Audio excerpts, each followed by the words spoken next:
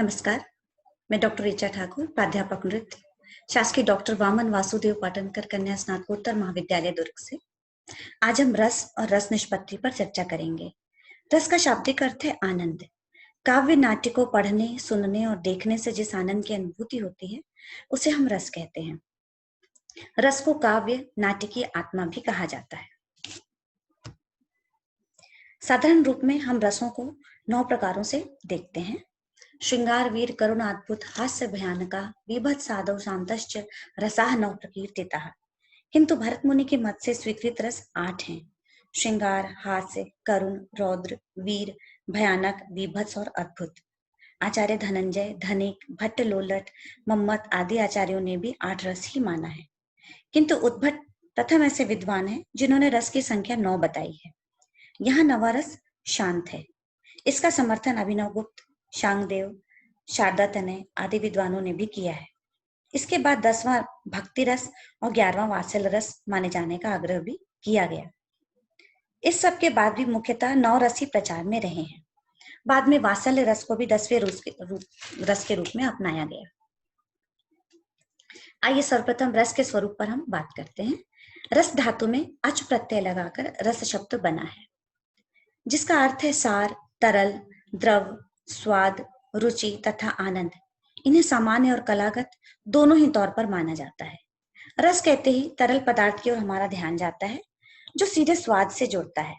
स्वाद के अर्थ में कड़वा, खट्टा, मीठा, नमकीन, तीखा, कसैला, ये 6 रस षड रस के रूप में प्रचलित हैं।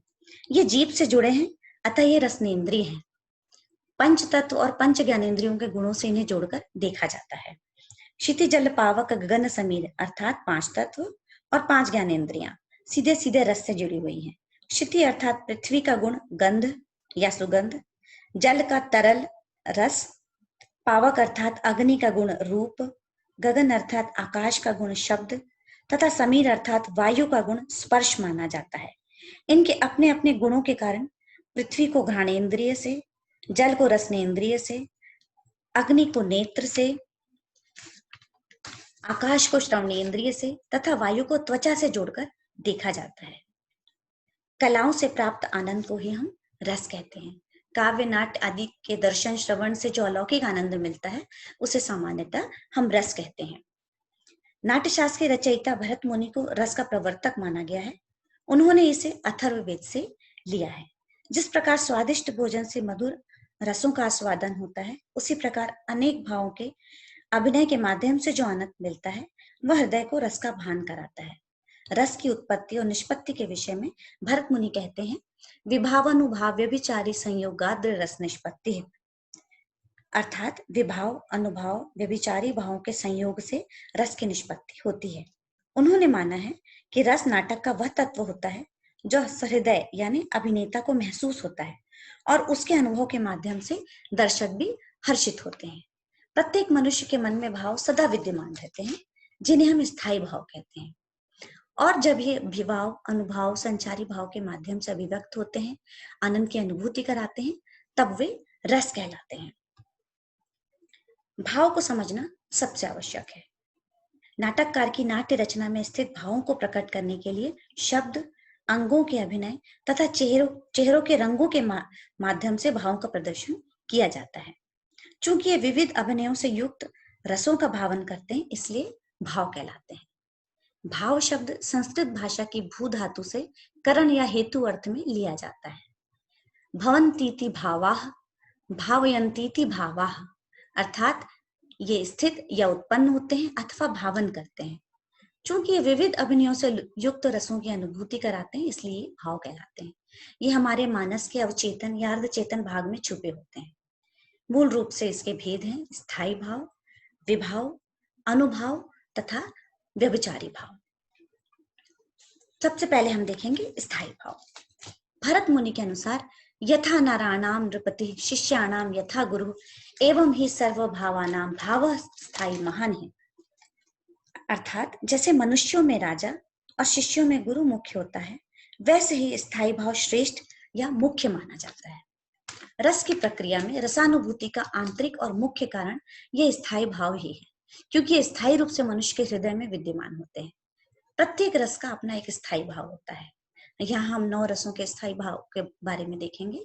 श्रृंगार रस का स्थायी भाव है रति, हास्य का हास, करुण का शोक, रौद्र का क्रोध, वीर का उत्साह, अद्भुत का विस्मय, बीभत्स की जुगुप्सा, भयानक का भय और शांत का निर्वेद। स्थायी भावों का यह स्वरूप प्राचीन शास्त्रीय ग्रंथों में किया गया है। यह विशुद्ध मनोवैज्ञानिक आधार पर प्रतिष्ठित है।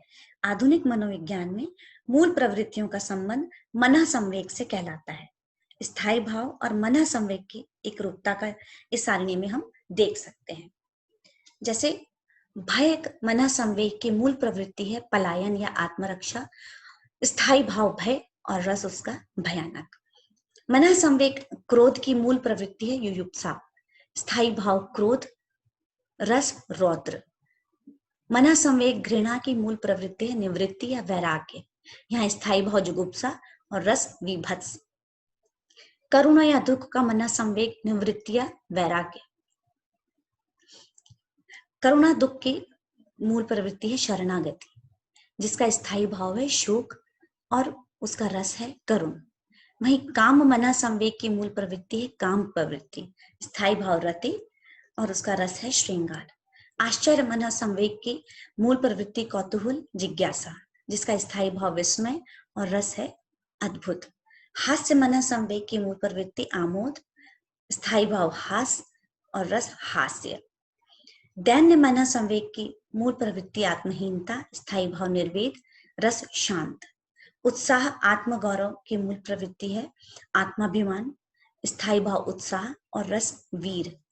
वात्सल्य की मूल प्रवृत्ति है पुत्रेषणा, जिसका स्थायी भाव वात्सल्य या स्नेह और उसका रस है वात्सल्य रस। रतिर्हास्यश्च शोकश्च क्रोधोत्साहो भयम तथा जुगुप्सा विस्मयश्चेति स्थायी भाव प्रकीर्तिता। पहले भी हम देख चुके हैं कि 9 रसों के 9 तरह के स्थायी भाव हैं। सबसे पहले आता है रति। पुरुष और स्त्री का परस्पर आमोदात्मक भाव रति कहलाता है। इसकी प्रेम, मान, प्रणय, स्नेह, राग और अनुराग 6 विकास अवस्थाएं हैं। हास का स्वयं या दूसरे के आकार, वाणी, व्यवहार में गड़बड़ी या मूर्खतापूर्ण प्रदर्शन से उत्पन्न चित्तवृत्ति हास कहलाती है। इसके 6 भेद माने गए हैं: स्मित, हसित, विहसित, उपहसित, अपहसित और अतिहसित। शोक प्रियजन की मृत्यु, संपत्ति नाश, पश्चाताप से दुख का जो भाव उत्पन्न होता है और इसका प्रदर्शन शिथिलता, स्वरभंग, जड़ता, उन्माद, विलाप आदि से प्रदर्शित होता है। क्रोध स्थायी भाव शत्रु को पकड़ने, लड़ने, विरोध आदि से प्रकट होता है। इसके प्रकार हैं रिपुज, गुरुज, प्रणीजन्य, भृत्यज, कृतक। रिपुज यानी शत्रु पर आने वाला, गुरुज यानी पूज्य जनों पर आने वाला, प्रणीजन यानी प्रिया पर होने वाला, भृत्यज यानी नौकर पर होने वाला, कृतक यानी बनावटी क्रोध। ये यहाँ इनके सारणी पे फोटो दी गई हुई है, रस से संबंधित है, भाव से संबंधित है। अगला स्थायी भाव है उत्साह। वीर रस उत्तम प्रकृति का माना जाता है। इसके 4 भेद हैं: दानवीर, धर्मवीर, युद्धवीर और दयावीर। दूसरे के पराक्रम या दान आदि के स्मरण से उत्पन्न होने वाली औन्नत्य नाम के चित्तवृत्ति को हम उत्साह कहते हैं। उपस्थित कार्यों में उत्कट आग्रह होना, कभी आलस्य ना होना, युद्ध, धर्म आदि में उत्साह होता है। उत्साह उत्तम प्रकृति का होता है। इसके 3 भेद माने गए हैं: बल, प्रताप, विद्या आदि से उत्पन्न उत्साह, आर्द्रता आदि से उत्पन्न उत्साह, दान, सामर्थ्य आदि से उत्पन्न उत्साह। भय किसी भीषण वस्तु की विभीषिका से उत्पन्न चित्त की विकलता, हृदय में एक जो डर पैदा होता है वह भय कहलाता है। कमजोर या नीच प्रकृति के लोग इसके आश्रय होते हैं। हाथ पैर कांपना, रोमांच, स्वरभंग, मुख पीला पड़ जाना इसके प्रतीक होते हैं। अगला है जुगुप्सा। किसी घृणित वस्तु को देखने से उत्पन्न होने वाली विचिकित्सा नामक की चित्तवृत्ति को हम जुगुप्सा कहते हैं। अनिष्ट, अप्रिय, अपवित्र आदि भाव से यह उत्पन्न होती है। नाकों को टेढ़ा करके, दुर्गंध, वमन आदि से इसे व्यक्त किया जाता है। अगला है विस्मय। किसी अलौकिक वस्तु का दर्शन या विस्मयकारी दृश्य को देखकर उसका गुण कीर्तन विस्मय भाव कराता है। स्तंभन, भ्रांति, कंपन, आवेग आदि से यह प्रकट होता है। अगला है शांत। सांसारिक विषय से निस्सारिता का अनुभव, परमात्मा से जुड़ाव इस भाव का आलंबन कराता है। रोमांच, गदगद, हर्ष, स्मृति आदि इसके प्रकटन है। चित्र के माध्यम से भी हम इनको देख सकते हैं। भाव का अगला प्रकार है विभाव। रस निष्पत्ति के बाह्य कारणों को हम विभाव कहते हैं। आचार्य भरत विभाव को परिभाषित करते हुए कहते हैं, ज्ञापमानतया तत्र विभावो भाव पोषकृत, अर्थात ज्ञान के विषयीभूत होकर जो भावों का ज्ञान कराए, उन्हें परिपुष्ट करे, वे विभाव कहलाते हैं। इनके द्वारा ही वाणी, अंग और सात्विक भावों का स्पष्ट ज्ञान होता है। वास्तव में यह कारण रूप में न रहकर प्रतीत के रूप में होते हैं, जैसे हर्ष, धुआं, धूप आदि किसी कारण से आंसू आने का आभास होना विभाव की श्रेणी में आता है। विभाव भावोत्तेजक स्थिति है जिसे रंगमंच पर प्रदर्शित करते हैं। इसकी सहायता से अभिनेता में स्थायी भाव जागृत होता है। विभाव के दो भेद हैं, आलंबन विभाव, उद्दीपन विभाव। आलंबन, इसका अर्थ है सहारा। नाट्य आदि कलाओं में पात्र यानी नायक नायिका आदि ही आलंबन माने जाते हैं। इन्हीं का सहारा लेकर के रस की उत्पत्ति होती है और यह स्थायी भाव का आधार रूप है। दूसरा है उद्दीपन विभाव। इसका अर्थ है उत्तेजित करना, बढ़ाना। जब पात्रों द्वारा समुचित परिवेश, वेशभूषा, वातावरण, समय में विभिन्न चेष्टाएं या अभिनय किया जाता है तो उद्दीपन होता है। यह स्थायी भाव का उत्प्रेरक होता है। विभाव ही रस को विशेष रूप से उत्पन्न करने वाला भाव है। दर्शक के मन में रस उत्पत्ति का कारण भी यही है। बिना इसके रस की निष्पत्ति संभव नहीं है। अगला है अनुभाव। आचार्य भरत के अनुसार अनुभाव्यतेनेन वांग सत्व कृतोत्भिनय इति, अर्थात जिनके द्वारा वाचिक, आंगिक, सात्विक अनुभावित होते हैं, अनुभाव कहलाते हैं। शरीर के विभिन्न अंगों और उपांगों की चेष्टाओं द्वारा किए जाने वाले अभिनय का संबंध अनुभव से है। ये हमारे मन के आंतरिक भावों के सूचक हैं। अनुभव वे हैं जिनके माध्यम से अन्य पात्रों को नायक में स्थित स्थायी भाव के स्वरूप का ज्ञान होता है। नाट्य शास्त्र के 7वें अध्याय में अलग अलग स्थायी भाव एवं रसों के भिन्न भिन्न अनुभवों का बहुत विस्तार से उल्लेख किया गया है। पात्रों की शारीरिक चेष्टाओं का नाम ही अनुभाव है। पात्रों में जागृत स्थायी भाव समान रूप से दर्शकों में भी अनुभूत होता है। अनु का अर्थ होता है पीछे या बाद में। यह अनुभव इसलिए कहलाते हैं क्योंकि विभाव के पीछे या बाद में आते हैं। भरत मुनि के अनुसार विभाव अनुभव लोक प्रवृत्ति के अनुसार होते हैं। अनुभव दो तरह के होते हैं, इच्छाजन्य और स्वयंभूत। अनुभवों के माध्यम से ही दर्शकों को वाणी और अंग के अभिनय के द्वारा अर्थ की अनुभूति होती है। यह अंगज, उपांगज अभिनय से युक्त और संयुक्त होता है। अंगज अलंकार के अंतर्गत भाव, हाव, हेला अनुभव आते हैं। अयंतज अलंकार के अंतर्गत शोभा, कांति, दीप्ति, माधुर्य, प्रगल्भता, औदार्य और धैर्य आते हैं। स्वभावज अलंकार के अंतर्गत लीला, विलास, विभ्रम, किलकिंचित, तपन, ललित, कुटमित, कौतूहल, हसित, चकित, मद, मौगध्य, केली आदि अनुभव आते हैं। अगला है संचारी या व्यभिचारी भाव। व्यभिचारी भाव अस्थायी होने के कारण संचरण करते हैं। यह शब्द वी और अभि इन दो उपसर्गों और चर धातु के योग से बना है, जिसका अर्थ है ले जाना या खिसकाना। वे भाव जो रसों की ओर विभिन्न प्रकार से आगे बढ़ते हैं संचारी भाव कहलाते हैं। शब्दों, शारीरिक भाव और सात्विक भाव से युक्त होकर रसों तक पहुंचने के कारण ये व्यभिचारी भाव कहलाते हैं। जैसे शांत समुद्र में हवा के झोंके से जो लहरें या तरंगे उठती हैं और कुछ देर बाद वे खत्म हो जाती हैं और समुद्र पुनः शांत हो जाता है। यहाँ जो लहरें हैं वो संचारी भाव का उदाहरण है। संचरणशील होने के कारण ये भाव संचारी भाव कहलाते हैं और विविध रूप से अभी यानी स्थायी भाव से अनुकूल चारी या संचरण करने के कारण ये व्यभिचारी भाव भी कहलाते हैं। आचार्य धनंजय के अनुसार जो भाव विशेष रूप से स्थायी भाव के अंतर्गत कभी गिरते, कभी डूबते, उतराते दिखाई पड़ते हैं, वे संचारी भाव कहलाते हैं। विभाव रसानुभूति के कारण और अनुभाव उसके कार्य माने जाते हैं तथा संचारी भाव उसके सहयोगी माने जाते हैं। इनकी संख्या 33 मानी गई है।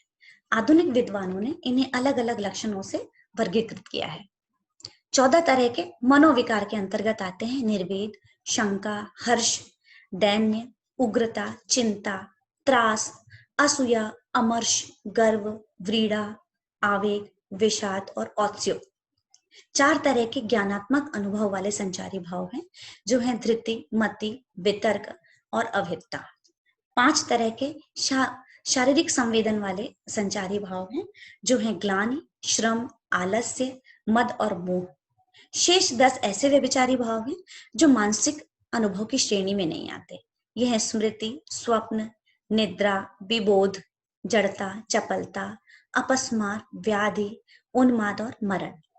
आचार्य भरत ने अभिनय को दृष्टि में रख के इनके शारीरिक और मानसिक दोनों को स्वरूप में सिद्ध किया है, किंतु इन्हें चित्त वृत्ति स्वरूप से ही हम सिद्ध करते हैं। इस प्रकार हमने विविध रसों से उत्पन्न भावों के विषय में समझने की कोशिश की। अभिनय की सृष्टि और अनुभूति में रसों का स्थान महत्वपूर्ण है, तभी आचार्य भरत ने नाटक के 4 संघटों में इसे प्रमुख स्थान दिया है। रस के अतिरिक्त वस्तु, अभिनय और संगीत भी संघटक के रूप में माने जाते हैं। आचार्य भरत ने माना है कि जिस प्रकार विभिन्न प्रकार के व्यंजनों, औषधियों और द्रव्य पदार्थ के मिश्रण से भोजन में रस की उत्पत्ति होती है, उसमें स्वाद उत्पन्न होता है, उसी प्रकार विभिन्न प्रकार के भावों के संयोग से स्थायी भाव भी नाट्य रस को प्राप्त होता है। भरत मुनि द्वारा स्थापित रस सूक्त में आए 2 शब्द विभानुभाव, व्यभिचारी भाव, संयोग आदि रस निष्पत्ति में से 2 शब्द संयोग और निष्पत्ति को आधार मानकर विभिन्न आचार्यों ने रस सूत्र की अनेक दार्शनिक व्याख्याएं की हैं। इस निष्पत्ति की प्रक्रिया और स्वरूप को बताने वाले आचार्यों के मतों का संक्षिप्त विवेचन हम यहाँ पर करेंगे। रस सिद्धांत के बारे में बताने वाले प्रमुख आचार्य हैं भट्ट लोल्लट, जिन्होंने उत्पत्तिवाद और आरोपवाद या उपपचयवाद के बारे में बताया है। फिर आते हैं आचार्य शंकुक, जिन्होंने अनुमितिवाद के बारे में बताया। फिर भट्ट नायक, जो भुक्तिवाद या भोगवाद, साधारणीकरण का सिद्धांत बताते हैं। फिर आते हैं आचार्य अभिनवगुप्त, जिन्होंने अभिव्यक्तिवाद के बारे में हमें बताया है। सर्वप्रथम हम भट्ट लोल्लट का उत्पत्तिवाद के सिद्धांत के बारे में जानने का प्रयास करेंगे। रस सूत्र के व्याख्याता भट्ट लोल्लट के सिद्धांत को उत्पत्तिवाद अथवा स्थायी भावोपचयवाद भी कहा जाता है। आचार्य अभिनय गुप्त ने अभिनय भारती में लोल्लट का उल्लेख भरत मुनि के नाट्य सूत्र के मान्य टीकाकार आचार्य के रूप में किया है। भरत के रसपरक सिद्धांत की व्याख्या करने वाले सर्वप्रथम विद्वान लोल्लट ही हैं। उन्होंने उत्पत्तिवाद और स्थायी भावोपचयवाद के सिद्धांत को बताया, जैसा कि हमने पूर्व में भी कहा। भट्ट लोल्लट कहते हैं ये निष्पत्ति का अर्थ उत्पत्ति है, तदनुसार विभाव, अनुभाव, संचारी भाव के सम्यक योग से या उनके संयोग से रस की उत्पत्ति मानते हैं। ये कहते हैं अनुभावों के द्वारा रस प्रतीति के योग्य बनता है। रस और भाव में कार्य और कारण का संबंध होता है। इनके अनुसार स्थायी भाव और रस परस्पर भिन्न है, यानी स्थायी भाव का उपचय या परिपुष्टि रस है। अंतिम बात यह है कि रस प्रधान रूप से ऐतिहासिक पात्र जैसे राम आदि में यह वास करता है, जिसका अनुकरण नट अपनी योग्यता या प्रतिभा के बल पर करता है। अतः अनुरूप प्रतीति करवाने के कारण गौण रूप से नट या अभिनेता भी राम के रूप में दिखाई पड़ता है, परंतु यह भ्रांति है जो क्षणिक होती है। इसी क्षणिक भ्रांति से दर्शकों में आनंद आता है। यद्यपि भट्ट लोल्लट का यह मत व्यावहारिक आधार को लेकर प्रवृत्त हुआ है, किंतु भट्ट शंकुक ने आक्षेप लगाकर इसे दोषपूर्ण बताया है। उन्होंने उत्पत्तिवाद के विरुद्ध टीका लिखकर नई व्याख्या दी, जिसे अनुमितिवाद या रसानुकरणवाद कहा गया। उनके अनुसार विभाव आदि अनुमापक होते हैं और रस होता है अनुमाप्य। रस और विभाव में अनुमाप्य, अनुमापक या भाव या संबंध है। जिस प्रकार धूम की सत्ता होने पर भी पर्वत वहीं विद्यमान है, ऐसा अनुमान न्यायिक पद्धति पर भी किया जाता है। उसी प्रकार रामकृष्ण आदि के विभावों का अनुकरण करके हम अनुमान करते हैं कि जो अभिनेता है वो रस से युक्त है, क्योंकि अभिनेता अपनी अभिनय कुशलता के द्वारा दर्शकों को राम का अभिन्न बोध कराता है।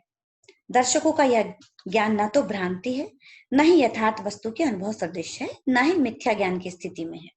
जिस तरह से घोड़े का चित्र देखकर हम ये अनुमान लगाते कि वह घोड़ा है और वास्तविक में हम उसकी कल्पना करते हैं, इसी तरह राम आदि के चरित्र का अभिनय करने के बाद जो रस उत्पन्न होता है वही रस हम नट में भी देखते हैं। नट अपनी अभिनय कुशलता से विभाव से भिन्न होते हुए भी उससे अभिन्न माना जाता है। अगला आता है भट्ट नायक का भुक्तिवाद या भोगवाद अर्थात साधारणीकरण का सिद्धांत। भट्ट नायक ने पूर्वाचारों के मत की समीक्षा करते हुए रस की प्रतीति, उत्पत्ति या अनुमिति का निषेध किया है, क्योंकि रस को पात्रनिष्ठ या परगत मानने पर प्रेक्षकों को रसास्वादन नहीं होगा। स्वगत या प्रेक्षकनिष्ठ मानने पर दुख प्रदान नाटकों में दर्शकों के दुख में पड़ जाने की आशंका है। इसलिए भट्ट नायक ने रस की अनुभूति के लिए त्रिविध व्यापारवाद को प्रस्तुत किया। ये है अमिधा, भावकत्व व्यापार और भोजकत्व व्यापार। अमिधा के द्वारा शब्द से अर्थ की प्रतीति होती है। भावकत्व का अर्थ साधारणीकरण और भोजकत्व व्यापार के द्वारा दर्शक रस का भोग करता है। इस तरह से दर्शक के हृदय में तमस और रजस के जो भाव हैं बिल्कुल दब जाते हैं और सत्व गुण का उसमें अतिशय हो जाता है। सात्विक भाव के उदय होने पर रस की भुक्ति होती है। इस प्रकार रस भोज्य है और विभावादि भोजक। सूत्र में आए हुए संयोग शब्द का अर्थ है भोज्य भोजक या भाव्य भावक का संबंध और निष्पत्ति का अर्थ है भुक्ति। रस सिद्धांत को समझने के लिए यह एक युक्ति युक्त मत माना जाता है। किंतु आचार्य अभिनय गुप्त ने अभिव्यक्तिवाद के माध्यम से अपना मत प्रकट किया। अभिनय गुप्त को हम ध्वनिवादी आचार्य के रूप में मानते हैं। इन्होंने रस निष्पत्ति का सिद्धांत काश्मीरी शैव दर्शन के आभासवादी दृष्टिकोण को अपनाते हुए रसानुभव संबंधी समस्या को लेकर उपस्थापित किया। इन्होंने आनंदवर्धन के ध्वनि तत्व की भी व्याख्या की है और रस भी ध्वनि भेदों का अन्यतम प्रभेद माना जाता है। उन्होंने निष्पत्ति का अर्थ लिया है अभिव्यक्ति और संयोग शब्द से विभाव आदि तीनों का सम्मिलित रूप है जो रसाभिव्यक्ति का कारण है। उनके मत से सभी के मन में प्रेम, शोक, घृणा आदि के भाव हमेशा से विद्यमान होते हैं जो विभाव को देखने से जागृत हो जाते हैं। विभावादिक होते हैं व्यंजक और रस होता है व्यंग। दूसरी बात है साधारणीकरण। ललित कलाओं की अनुभूति के अवसर पर प्रत्येक पदार्थ साधारण रूप से और संबंध रहित होकर ही स्वीकृत है। वस्तु को केवल साधारण रूप में लेना होगा तभी रस की अभिव्यक्ति होगी। केवल आलंबन या आश्रय ही नहीं वरन सभी तत्वों और अनुभव आदि का भी साधारणीकरण इसके माध्यम से हो जाता है और दर्शकों को रस की प्राप्ति होती है। इस प्रकार हम देखते हैं कि रस की निष्पत्ति में भावों की स्थिति है। भाव काव्य शास्त्र के ही नहीं वरन दर्शन, मनोविज्ञान और विज्ञान के भी विषय है। नाट्य का आयोजन तभी सफल है जब भावक यानी अभिनेता और दर्शक दोनों को ही रसानुभूति हो। रस सिद्धांत भारतीय आचार्यों की विश्व साहित्य को अनुपम देन है। भरत मुनि और परवर्ती व्याख्याकारों ने जैसा रस निरूपण किया है वह मानव मन के संवेगों, प्रवृत्तियों और क्षणिक अनुभूतियों का सर्वोच्च सोपान है और यही रस सिद्धांत है। धन्यवाद।